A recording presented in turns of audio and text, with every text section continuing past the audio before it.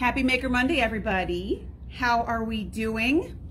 I know it's July and I know it's hot, but this is the time to start thinking about your holiday sewing, right? So we always try to do some sort of Christmas in July themed thing.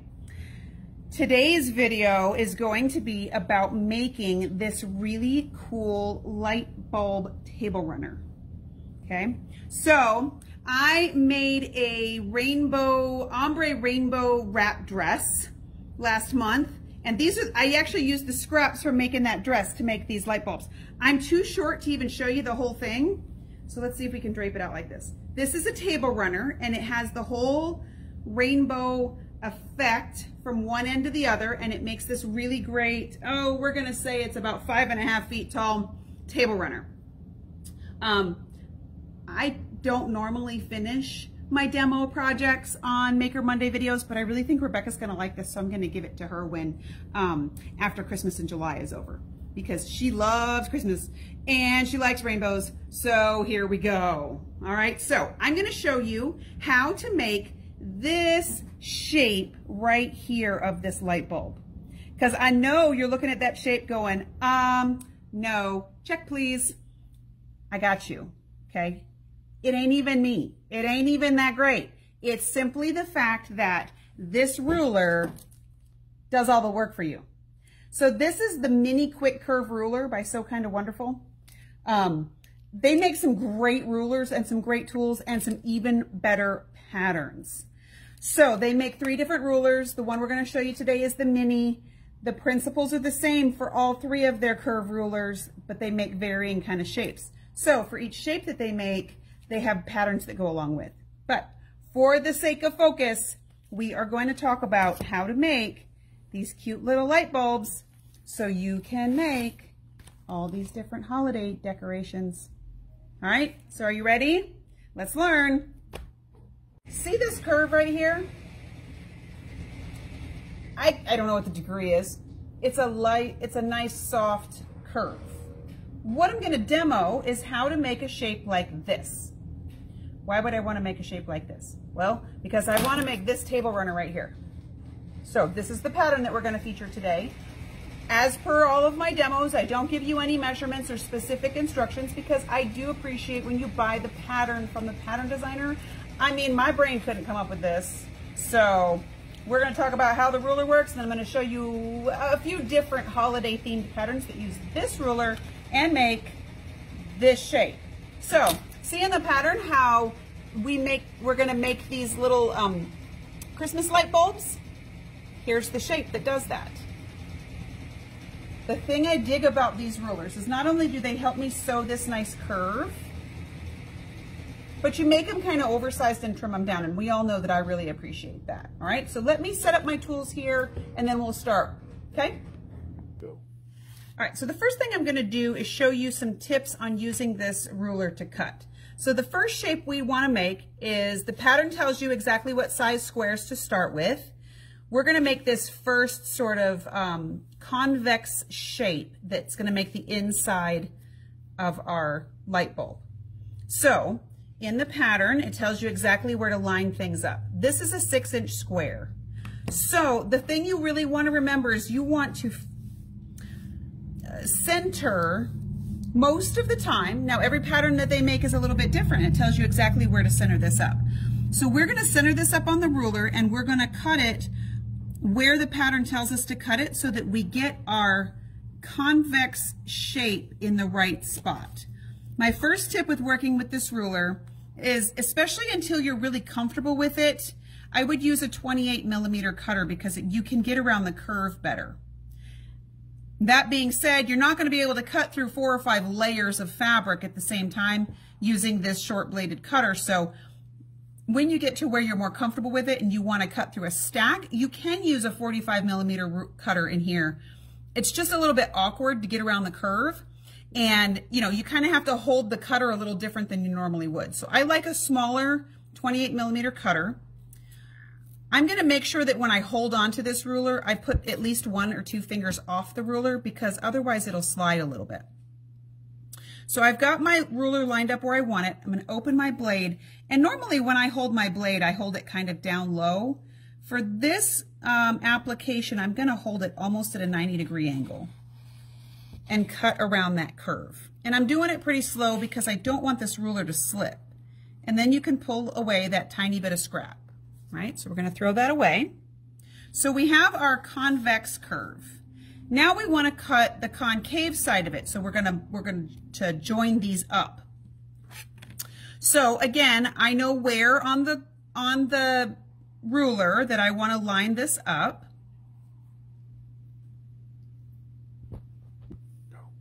So I'm going to line this up based on where the pattern tells me to, because I'm basically making the other side of the curve. So I'm going to slide it over to this side. Same thing. I'm going to cut through 2 layers here because I want both sides of this to happen at the same time. So I can make 2 cuts at once. Again, I'm going to use my smaller blade. I'm going to cut all the way around. Now I can usually tell when I didn't cut through all the layers, and I didn't. And we're going to cut through both of these layers at the same time. Okay? All right. We're going to try this again. We're going to cut through both of the layers. I had a dull blade in that cutter, and so I put a new blade on. So now I've got this separated. We can throw this away. We can't really do anything with that. All right, so now I have this curve that's going to fit in there.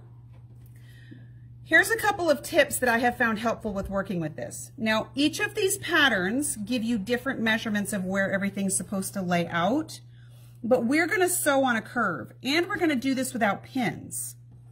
So the pattern tells you to measure or to line up this with this.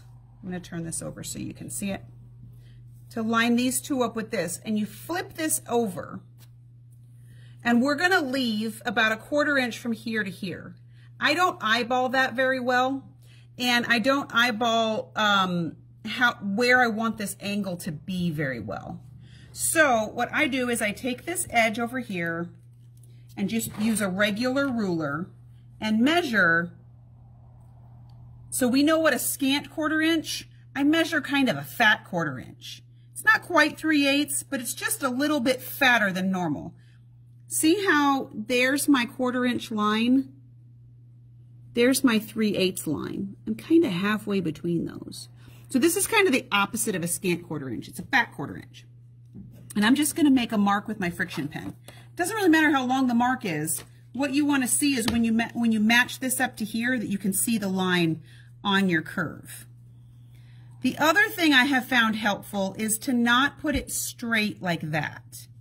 But if you angle it so you have pretty much a equilateral triangle here, this little thing that's hanging over looks equal on either side, that seems to be the way that works the best. It also lines up the beginning of this curve with the beginning of the other curve. So I will usually stack these all up and pin them all at the same time and then carry them over to my machine. So let's go talk some sewing tips.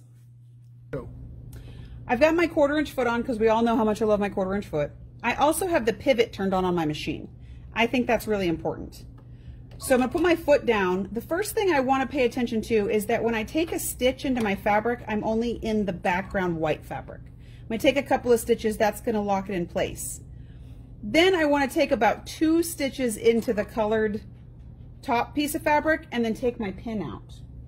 Now we're going to sew this curve without pins. So we want to make sure that we've tacked that in there. So take 1 or 2 stitches, you don't have to back stitch it, but take 1 or 2 stitches to hold that together. And then you want to make sure that your needle's down and your foot is up. If you don't have pivot function on your machine, your knee lift is really handy right now because you can lift the foot up. What I'm going to do is take one piece of fabric in one hand and the other piece of fabric in the other hand. So see, they can separate, but they're in the machine. If I pull on this bottom piece, look, if I pull it, it goes straight, makes a straight line. If I pull this one, it's a little less straight. You know, you don't get the straight line from the convex curve, only from the concave curve. So what I'll do is I'll pull the bottom one straight. Can you see that? Can you see on the top of there? So I've got that straight. Then what happens is this will line up for an inch, inch and a half or so. So if I hold them flush to each other and sew until I get to my finger, take my finger away, match up another inch or so, sew till the foot hits my finger. Okay, and we're just going to slowly stitch all the way down this curve just like this. Since we can make the bottom piece straight and the top piece will flow into place, you don't have to pin anything. You're also going to trim this block down after the fact, so if it's a little distorted or whatever, it'll be okay. Okay, so when we get to the bottom here, I like to have a stiletto at this point, but my pointy stiletto is not in front of me right now. So you want to make sure that you get sewn all the way off the end. Now you'll notice where we came out at the end here, you have a 1/4 inch down here too. Now this looks kind of like a hot mess because, well, it is. This doesn't look like anything yet, but it does look like a nice curve. Okay, so now we're going to talk pressing. I like steam on my iron for this because steam is going to help balance out this curve that we've sewn. If you lay this right sides down, this is going to stick straight up. It just sticks straight up. So if you were to take your fingers and just sort of push this down, do you see how the curve just nicely wants to go toward, think of this like a pie, and the crust wants to go toward the pie. You can do it this way, but it's not very comfortable or natural. So what I'll do is I'll lay this down. I put the steam on my machine and I start in the middle. I don't want to stretch this out, but I'll start in the middle with the steam on, and then I'll press the iron to one side and then the other side. You'll notice I am not ironing. I'm not going back and forth. I'm just steaming that down, and look at how flat that is. The fabric naturally wants to go toward that side of the pie. If you choose to or you want to, you can then press it from the front. We're going to give this a press again though when we put the other side of the pie on. Okay, so those are my tips for doing those sides of the things. Now we're going to put the other side on. Okay. All right, now this doesn't look that pretty yet, so I'm going to give you a couple of extra tips to make this line up better. The pattern tells me where I'm going to line this up at. So on this particular pattern, we want to center our block in the middle, and it's not even straight. I mean, it's kind of crooked. Hot tip, if I want to measure the middle is on this 2 line right here, right? A 1/4 inch is always the magic place when we quilt, right? So if here's my 1/4 inch, which is going to be basically the center, this 1/4 inch bit right here away from the 2, if I line that up with the tip of the curve that I just sewed, and then I line the 1/4 inch up down here as well. Okay, so I've got 1/4 inch lined up where the color changes on both of them. Then I'm going to cut away this side of the curve. If you line it up right on the measurement, you don't get enough to make a seam allowance. Okay, so since we trimmed it like that, we have enough of a seam allowance. So we already had we have the other side of our pie crust, right? So now you can see how that's going to go together. This 1/4 inch bit is important. Now for this particular pattern, we're going to square it up so that we can sew the bottom of our little light bulb on. So do yourself a favor in this step, and whichever end has the bigger 1/4 inch seam, use that one for this, because we're going to cut this bottom one off anyway. So if this one's a little short and you don't have quite a 1/4 inch, doesn't matter, you aren't going to use it anyhow. We're going to mark that 1/4 inch again on this end of our piece. Remember we did that little fat 1/4 inch on the one end? So we're going to do that again over here just to give us a reference point. Now when we match this side up, now we have a seam allowance as a reference, okay? So if we line that dotted seam up with the line we just made here, Okay? Now we know where our 1/4 inch is going to end up. So I only put a pin in here long enough to take this to the machine, and then we're going to go and sew just like we did before. So now we're sewing the other side of our curve, right? So we're going to use the pivot again, drop our foot, take your couple of stitches into your white fabric. Before you get to that seam that we sewed, pull your pin out and line up your curve again. So remember, we pulled the bottom piece and it went straight. You're going to do the same thing on this side. This is not a time to go super fast. If you're a speed demon like me, give yourself some sort of hint, slow your machine down, something, so that you don't go zooming through this process. So we're going to sew a little at a time all the way around the curve. How cool is it that you can sew curves, no pins, no snipping, no nothing. Now, I always chain piece stuff, so I get all of my stuff lined up and do all of the same steps at one time. It saves a lot of time. Okay. Now I'm going to leave this end hanging off, and I'm going to sew right off the end, because then I can put my next piece in. Now we're going to press this just like we did before. So now we have this shape that looks a little bit like a funky cat eyeball. This is the side we already pressed. This is the side that's sticking up. So again, we're going to press from the middle with steam and press all of that down. Now once I press this side down, I like to take my iron and press it over the whole thing so that it all is really nice and flat. Okay? Now, this is not a straight block by any sense of the imagination, but it's about to be. We're going to show you that. So here's our weird wonky block, right? Look, this isn't straight, this isn't straight, this is wider than the top is. It doesn't matter, because we're going to trim this to the size that we want. The pattern tells me exactly what size I need this to be. The key is, for this particular go, is that I'm going to use this 2-inch mark as a line. Okay, so here's the 2-inch, runs right through the middle of that light bulb.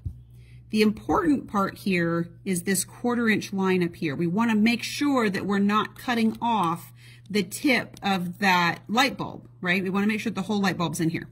So I'm going to line up my 2-inch right down the middle of the bulb and the 1/4 inch up here. Then I'm going to cut away the side and the top. Now, if I wanted this to be a whole light bulb, then I could line it up again and make sure that I've got the 1/4 inch at the other end. But I don't need that, because we're going to make this a little bit smaller so that we can put the plug part of our light bulb, right? Then we cut the other two sides. That's why I like this pattern to start with, because it's a great exercise to make this really cool shape. Okay? Now, there's one other tip I want to give you about this pattern, and then I'm going to finish sewing this whole table runner together and show you the end result. If you're ever reading a pattern that says, take a whole bunch of these size squares and sew them together, you can if you like. I am not knocking that pattern, that plan. But in this particular pattern, and I don't remember exactly what the measurements were, I just cut my strip sets. Let's say that you need to sew a 2-inch block to a 2-inch block to a 2-inch block, and you got to make like 20 of them. Do yourself a favor and cut strip sets. So I talked about this in a pattern a couple of weeks ago, and in fact, babe, show this quilt here that's hanging right here. This is my Invaders quilt. I showed you this last week. This pattern was one of those ones that said to cut 1.5-inch squares here and here and here and here and here and here and here and here and here, and I don't want to do that. So instead, I did what I'm about to show you now. I made strip sets to make this 4-patch, and then I made strip sets that was a 1.5-inch strip, a 2.5-inch strip, 1.5-inch strip, 3.5-inch strip, 1.5, 2.5, 1.5. Sewed them all together as a strip set, pressed them all toward the green fabric, and then cut them into 1.5-inch strip sets. Okay? I did not cut these all apart and then sew them together one at a time. So this is how you do that. So I'm going to show you how you do that strip set. So in this particular pattern, and I don't remember what the measurements were, this is a 2-inch strip, right? Yeah, so there's a 2-inch strip.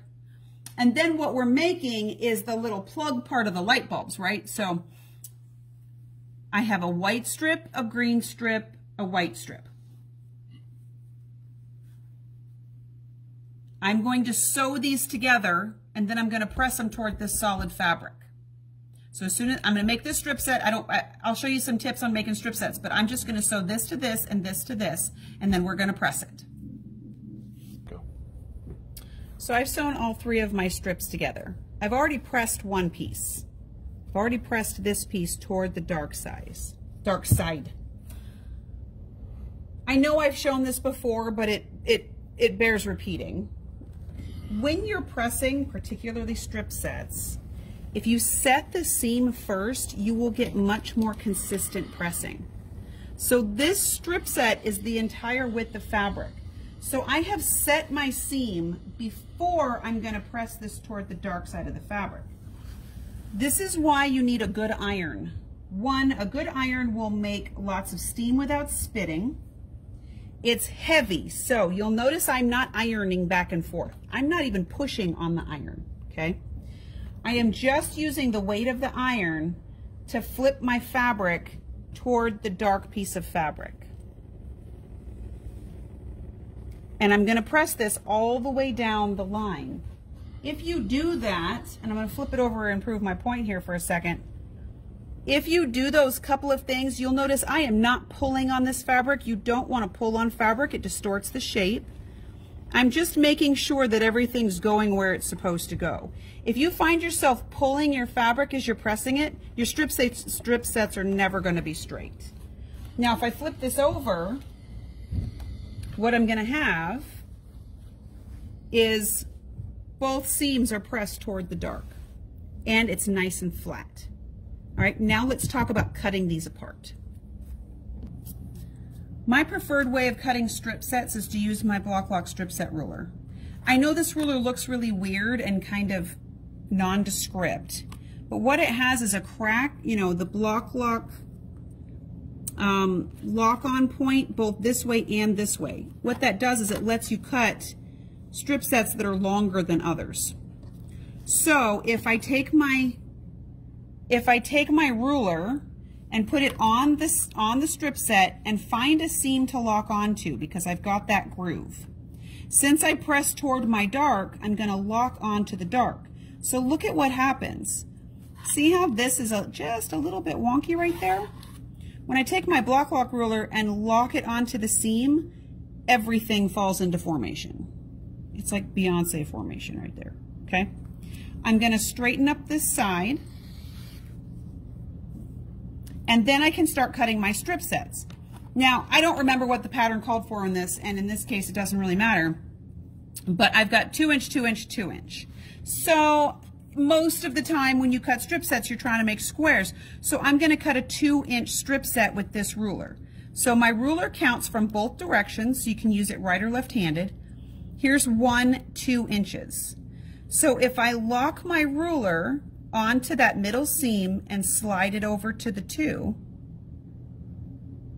I can cut a perfect strip set. So now I can make this bottom part of my light bulb without sewing together 3 2-inch squares. And that's not the measurement. I don't remember what the measurement was, but either way, when I go to put this together as the bottom part of my light bulb, that is a perfect strip set, and I don't have to sew these tiny pieces together. Okay? So there, you got an extra bonus little demo on a ruler. Now let's talk about what we talked about in this video, and then I'm going to add on some other patterns too.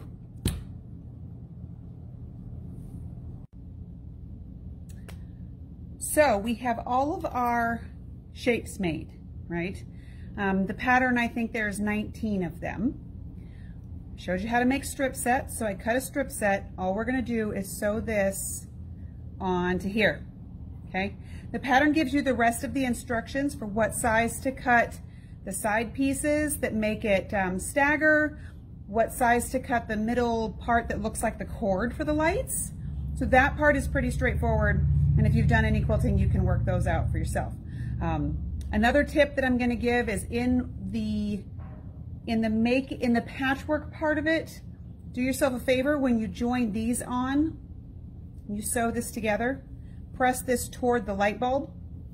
When you sew the sections that attach next to it, sew toward the solid piece. And then things are going to lay a lot flatter. All right. So I hope you're a little less mystified by the shape that I made these light bulbs with. And the secret is this ruler here. So this ruler is by So Kind of Wonderful. They have 4 rulers that I know of for sure. They make the quick curve ruler in the mini size, in a standard size, which is about twice as big as this one. They also make a Wonder Curve, what's it called? Wonderful Curve or something like that. It makes the same idea, only the curve is a little bit more tight, so it makes more of a circle shape. The beauty of their patterns, though, if you're not sure which pattern you want to use or which ruler you need, on every one of their patterns, there's a bubble down here that matches the size of their ruler that you need, and the color of the paper on the ruler matches that too. So it's color coded. So if you see an orange one or you see a yellow one, it's not the mini, they match, okay? So let's talk about the things that are on today's sale, shall we? The first thing obviously is the ruler. So you're gonna need the quick curve ruler, which, let's see, the number for this one is 105081. This is the mini size. This is the size you're gonna need to make these light bulbs. Then we used our 28mm rotary cutter, which is number sorry, my glasses don't like this, which is number 101828.